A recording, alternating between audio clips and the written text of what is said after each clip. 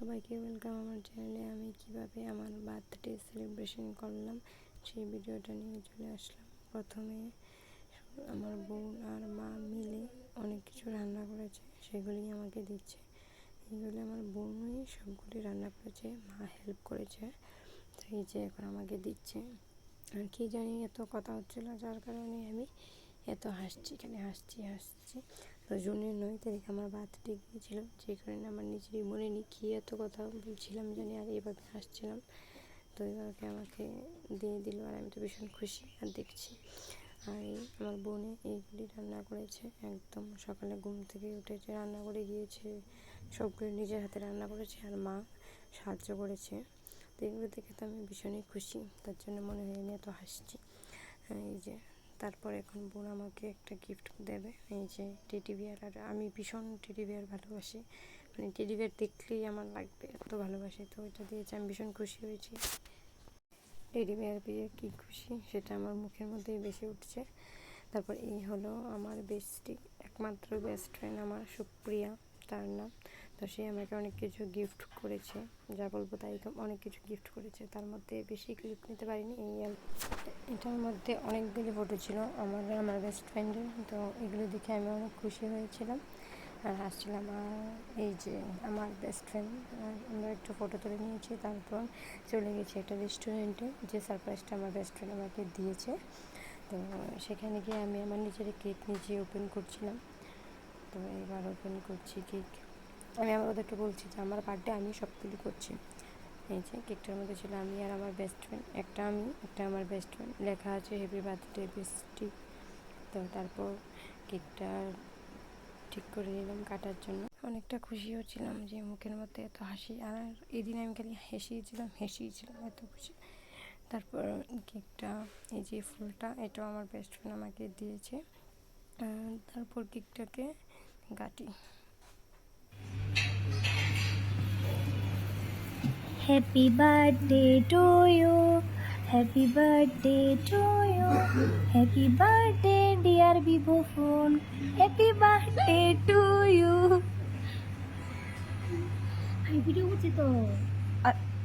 তারপরে কেকটাকে নিয়ে একটু ফটো তুলে নিই। যে একটা ভিডিও রিলস ছিল এটা, যেটার মধ্যে আমার দুজন ফ্রেন্ড আমাকে একজনে ব্যাচ একজনে স্ল্যাশ করে দিয়েছিল। তারপর কিছু ফটোশ্যুট করে নিই। এই যে কেকটা ভীষণই সুন্দর ছিল। তারপর আমরা খাওয়া দাওয়া সেরে সেখান থেকে চলে আসি। তারপর এসে আমার বাড়িতে বার্থডে সেলিব্রেশন করি, যেটা সারপ্রাইজ দিয়েছিল আমার বোন।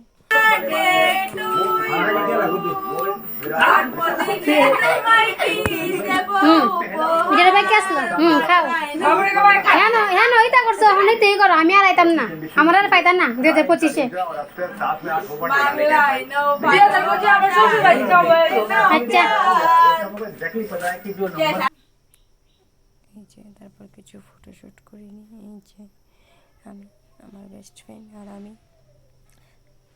সবাই মিলে একটু ফটো তুলে তারপরের দিন আবার একটু ঘুরতে চলে যাই, কারণ ওই দিন আমার বোন বেশি টায়ার্ড ছিল, সব কিছু করে সেলিব্রেট ভালো করে করতে পারিনি, তার জন্য ওকে নিয়ে আবার পরের দিন ঘুরতে চলে গিয়েছিলাম একটা রেস্টুরেন্টের মধ্যে।